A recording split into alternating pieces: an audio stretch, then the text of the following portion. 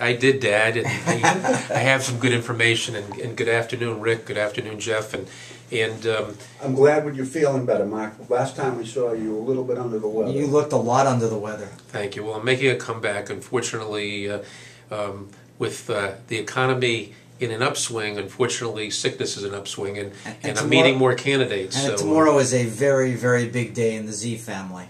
Correct. What's going on? Oh, it's big. This is the bar mitzvah of Mark's youngest child tomorrow. Congratulations. My big boy. Wow. Thank you very much. Right. So there's going to be festivities all over Boston tomorrow. There's going to be a parade down Newbury Street about 1:15 tomorrow.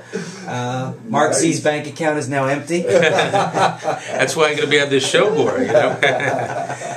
Well, I just want to tell you guys, first of all, a few games does not a season make. Just like when an employee starts, sometimes employees start very quickly and then they fizzle out, and sometimes employees need time to develop like a good player. So I think this team will synergize, and I'm very optimistic in the season ahead. Well, I always tell people it's more important to be a finisher.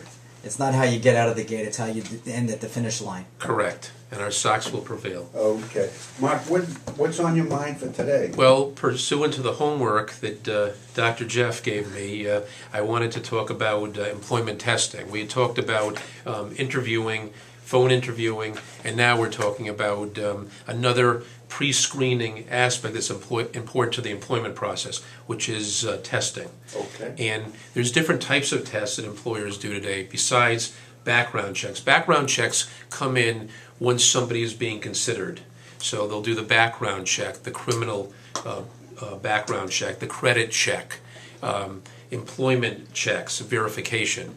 But companies today, because it's so costly to hire people, what they're doing is they're looking into what can we do to pre-screen, just like the phone interviews. So one thing is the cognitive tests, things that will test somebody's aptitude, such as proofreading tests, alphanumeric tests, different types of tests at different levels of employees. So employers can see whether they're pre-screened well for a job.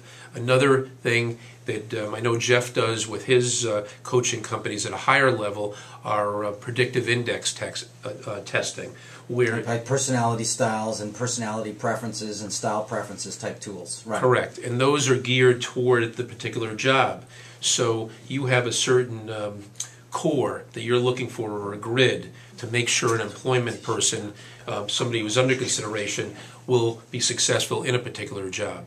So that's the Myers-Briggs that's very well known, and there are verifications that are discussed in different types of companies that are being developed, particularly by those companies. Oh, there's thousands of these tools, Rick. I know someone, we work with Betsy Dahlback at Mage, and she's a senior instructor at the Center for Creative Leadership, and they literally evaluate thousands upon thousands of these tools for how accurate they are and what they're looking at. And too many times, though, Mark, people get used to one tool and then use that tool in areas that are not predictive. So right. You have to know what these tools are good for and what they're not good for. Right. And so they tend to generalize them, and I tend to think that that's a problem. So I know people have become focused on too much on one tool. Right. What you have to do is you have to look at each position and then say, okay, what's the profile that's the ideal profile? And then, obviously, nobody is robotic, so you have to see, okay, we can vary this way or that. Well, it's like if you're looking at